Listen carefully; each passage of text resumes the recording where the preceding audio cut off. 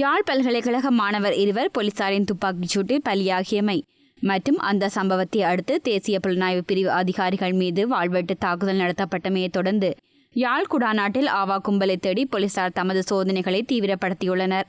இதற்கமே நேற்றைய தினம் யாழ் நகரில் உள்ள ஒழுங்கியொன்றில் வைத்து 2 வாள்களுடன் இருவர் போலீசாரால் கைது செய்யப்பட்டனர். இவ்வாறு கைது செய்யப்பட்டவர்களில் ஒருவர் கடந்த ஆகஸ்ட் மாதம் நடைபெற்ற உயர்தர பரீட்சையில் நடனக்கலை பாடத்தின் செயன்முறை பரீட்சைக்கு தோற்றியிருந்தவர் என தெரிய வந்துள்ளது. இந்த சந்தர்ப்பத்தில் குறித்த மாணவன் செயன்முறை பரீட்சைக்காக உண்மையான வாள் ஒன்றை பயன்படுத்தியிருந்ததாகவும் செயன்முறைக்கு பயன்படுத்திய வாள் அதன் உரிமையாளரிடம் மீள கையளிப்பதற்காக தனது நடனக்கலை ஆசிரியருடன் சென்று கொண்டிருந்த போதே ஆவா குழு என சந்தேகத்தின் பேரில் போலீசார் கைது செய்திருந்தனர். ஆரம்பத்தில் ஆவா குழுவுடன் தொடர்புகளை பேணியவர்கள் என்ற சந்தேகத்தில் போலீசார் விசாரணைகளை நடத்தி வந்தனர். எனினும் விசாரணைகள் இருந்து குறித்த இருவரும் அந்த குழுவுடன் எந்தவித தொடர்பும் வைத்திருக்கவில்லை என்பது தெரிய வந்துள்ளது.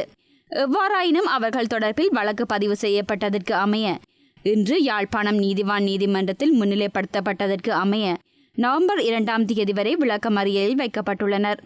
இதேவேளை யாழ்ப்பாணத்தில் தற்போது உருவாகியுள்ள ஆவா கேங்ஸ்டர் மற்றும் பிரபாகரன் படை தொடர்பில் பொலிஸ்மா அதிபர் மற்றும் சட்டம் ஒழுங்கு அமைச்சர் சாகல ரட்நாயக்க ஆகியோரின் கவனத்துக்கு கொண்டு செல்ல உள்ளதாக மீள்குடியேற்றம் மற்றும் புனர்வாழ்வு அமைச்சர் DM சுவாமிநாதன் தெரிவித்தார். சரி, அதுக்கு நான் இன்றைக்கு போலீஸ் தளபதியோடையும் கதைத்து திருவாளர் கௌரவ சாகல ரட்நாயக்கோடையும் கதைத்து நான் அதுக்கு ஒரு முடிவை எடுக்கிறேன்.